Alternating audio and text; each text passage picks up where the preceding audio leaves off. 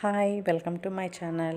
ఈరోజు మనము పండుమిరకాయ బుడంకాయ చూపిస్తున్నాను కదా, వీటితో పచ్చడి ఎలా చేసుకోవాలో చూద్దాము. దానికి ముందుగా ఫ్రెష్వి పండుమిరపకాయలు, ఉల్లిపాయ ఒకటి, బుడంకాయ చూపించింది ముక్కలు చేసి పెట్టుకుని పక్కన పెట్టుకోవాలి. అలాగే పల్లీలు ఆ కప్పులో సగం వరకు తీసుకున్నాను. పల్లీలు వేయించుకొని గ్రైండ్ చేస్తే కప్పు నిండా వచ్చింది పొడి. తగినంత ఉప్పు. వీటిని ఎలా చేసుకోవాలో చూద్దాం. పండుమిర్చిని సగం సగంగా కట్ చేసి మిక్సీ గిన్నెలో వేసుకోవాలి. అలానే వేస్తే సరిగా నలగవు, కొంచెం హార్డ్గా ఉంటాయి కదా, అందుకని. దీంతోపాటు బుడంకాయ ముక్కలు యాడ్ చేసుకోవాలి. మనం బుడంకాయని కట్ చేసి యాడ్ చేసుకునే ముందు అలానే వేసుకోకూడదు, కొద్దిగా టేస్ట్ చూడాలి. కొన్ని చేదుగా ఉంటాయన్నమాట, అప్పుడు బాగోదు టేస్ట్. పుల్లగా కానీ ఉంటే వేసుకోవచ్చు. వీటిని కచ్చపచ్చగా గ్రైండ్ చేస్తే ఇలా వస్తుంది.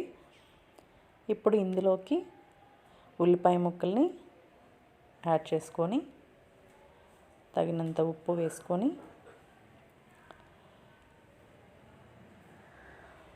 ముందుగా గ్రైండ్ చేసుకున్న పల్లి పౌడర్ని కూడా యాడ్ చేసుకొని మళ్ళీ మిక్సీ పట్టుకోవాలి.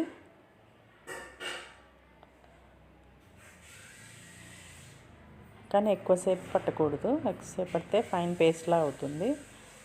కచ్చపచ్చగా అయ్యేది, ఫైన్ పేస్ట్ అయ్యేది, టేస్ట్ తేడా వస్తుందన్నమాట. జస్ట్ ఎలానో అనేది చూపిస్తాను. ఇదిగోండి, ఇలా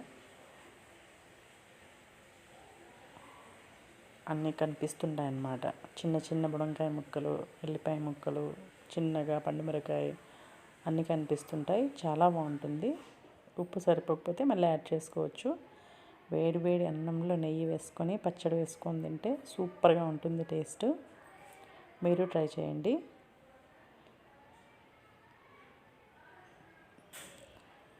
మన ఛానల్ని ఫస్ట్ టైం చూస్తున్నట్లయితే సబ్స్క్రైబ్ చేయండి. ఈ వీడియోని లైక్ చేయండి, షేర్ చేయండి, సపోర్ట్ చేయండి.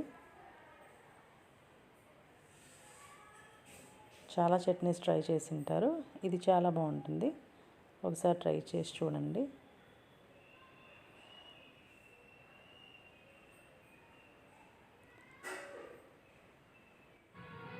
Thank you for watching.